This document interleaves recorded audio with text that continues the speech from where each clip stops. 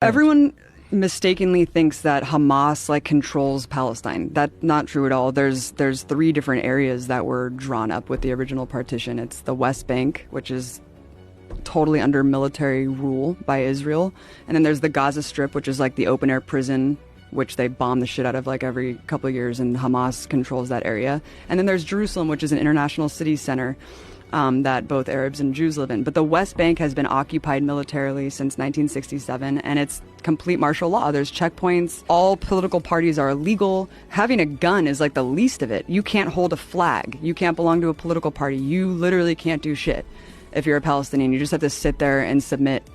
Even if you share a photo of someone who was like killed by an Israeli soldier, you go to jail. And you go to jail for the amount of like months that... What? Yeah. Based on the shares and likes of the photo, they'll penalize you more and put you in prison for longer and longer. It is absolutely insane. We went to...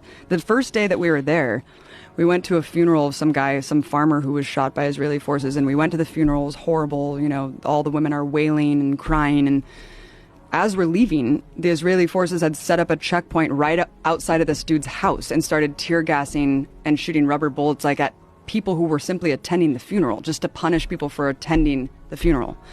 We went to another girl's house named Aya, who got shot in the vagina for peacefully protesting at some protest, and they shot 200 people that day. One guy next to her died, another guy was paralyzed. They have a policy called shoot to cripple, where they shoot guys in the dicks. Yeah. Oh, it is fucking nuts, man. The West Bank is no joke. I thought that I was going to die several times. And the person who was driving us had just told us that a couple months prior to that, some woman, Palestinian woman, because you can't go to Jerusalem. Like, if you're a Palestinian, there's like barely any Palestinians who are even allowed to go pray at the most holy site, the Dome of the Rock in Jerusalem. You can't go to the beach. You're just completely constricted in a prison, and you can't travel. And he was just telling us that months before we went through this checkpoint, someone was going through the checkpoint because they got a permit to go into Jerusalem, which is like a lifetime golden ticket, like Willy Wonka. And they're walking and she just got executed. And then... What? Yeah, she just got executed, and she was bleeding out at this checkpoint, and her little brother tried to help her, and they shot him too. And they're like hiding the video of this. Why and this is they just a shoot day her? because they fucking hate Palestinians, and Palestinians are animals to these people. It's sick, man. It's sick. You have to be to maintain this Jewish supremacist state. You have to be like more fascist and more controlling and more militaristic in the way that you rule society, just like the U.S. I mean, people who were considered outlier fringe assholes 30 years ago are now like the Christian evangelicals are now in power.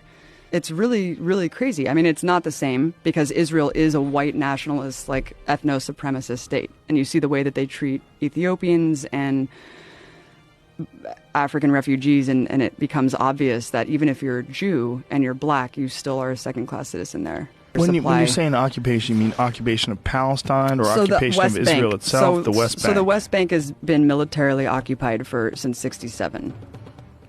So when Israel was created in 1948, there were those three partitioned areas that I talked about. And ever since that happened, Israel has just continued to take over more and more land in the West Bank. So these settlements just keep growing and growing and growing and growing. Over time, there was like mass resistances that happened. And then in 1967, Israel was like, we're just going to do a large scale invasion and try to take over all the land. And then they just stayed and occupied this area. And they just have been there ever since. And so that's like the huge international crime.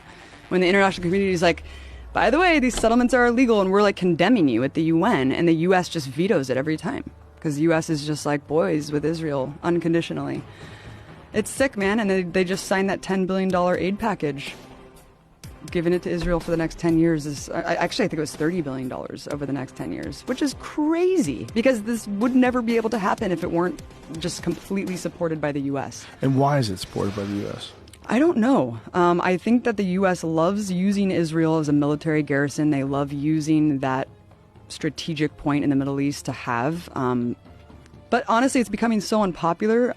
Obama had a big feud with Netanyahu. I mean, Trump is disgusting because Jared Kushner is personally invested in illegal settlements, and he like is boys with Netanyahu. Invested financially? Yeah, the Kushner Foundation, like his family's actual foundation, has funded illegal settlements. But if you fund some charity in Gaza, you will go to jail for supporting terrorism. But you can go fund illegal settlements and sponsor settlers to go and live on top of Arab villages, and that's fine. I guess that's freedom. Do you think that most people just aren't aware? Yes. I didn't even know. I had no idea how crazy it was. And you've been pretty vocally pro-Palestinian for a while. I remember you had a piece that you were criticized about on your show where you were furious about... Oh my God, yeah. And people are just, it's so confusing and convoluted on purpose because it really relies on Israel being the victim and for people not really understanding that Palestinians are not all terrorists and that it's really just a case of being occupied.